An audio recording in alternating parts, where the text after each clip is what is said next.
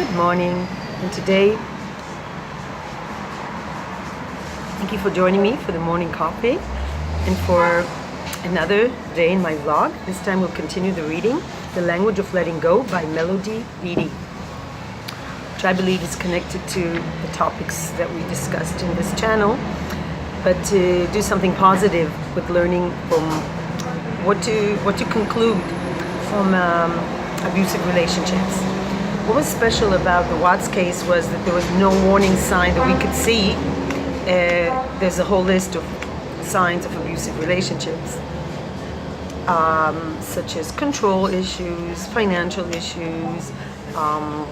However, definitely having relationships outside the marriage with various human beings and pursuing them while you have the responsibility of a family is also a sign that things are going to be dangerous for the children and the family, as well as the women. So, but for those of us who have survived abusive relationships, I have a reading about how we can trust again ourselves. First of all, we can trust ourselves. For many of us, the issue is not whether we can trust another person, it's whether we can trust our own judgment. Again, the last mistake I made almost cost me my sanity, says one woman, recovering woman. Many of us trusted people who went on to deceive, abuse, manipulate, or otherwise exploit us because we trusted them. We may have found these people charming, kind, decent. There may have been a small voice that said, no, something's wrong, that we ignored. Or we may have been comfortable with trusting that person and shocked when we found our instincts were wrong. The issue may have then reverberated throughout our life for years. Our trust in others may have been shaken, but our trust in ourselves may have been shattered worse. How could something feel so right, flow so good, and be such a total mistake? We may wonder, how can I ever trust my selection process again when it showed itself to be so faulty? We may never have the answers. I believe I needed to make certain mistakes to learn critical lessons. I'm not certain I would have otherwise learned. However, we cannot let our past interfere with our ability to trust ourselves. We cannot afford to function with fear. If we are always making the wrong decision in business or in love, we may need to learn why we insist on defeating ourselves. But most of us do improve. We learn, we grow from our mistakes. Slowly, in increments, our relationships improve. Our business choices improve. Our decisions about how to handle situations with friends or children improve. We benefit from our mistakes.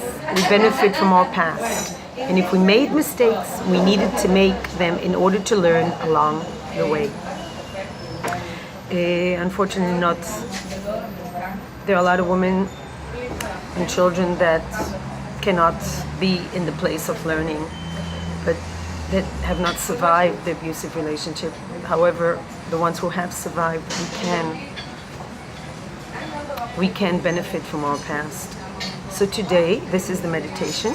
Today, I will let go of my fears about trusting myself because I have made mistakes in the past.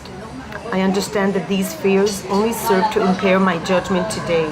I will give my past, even my mistakes, validity by accepting and being grateful for it all. I will strive to see what I've gained from my mistakes. I will try to look at all my good decisions too.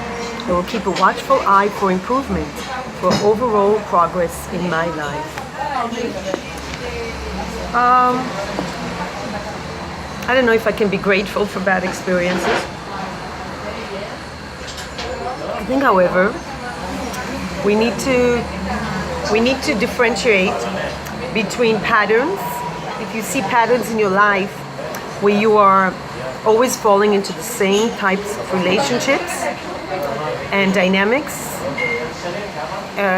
whether it's relationships with people or whether it's in our private life or whether in work. And you have to see, you have to watch these patterns and observe them. Sort of take a distance, like from outer space, and try to think, what am I doing actually? Many of us can benefit from therapy, but it doesn't help if we don't really look into the patterns that we repeat. And I spoke to someone who was in recovery the other day, and he said how much he benefited from going back to his childhood and learning about how he was programmed to certain destructive behaviors. And unfortunately, for some it's too late, but for those, if you're here, as I said, I love Bill Meyer's slogan, we're still here. So let's learn from the past and let's move forward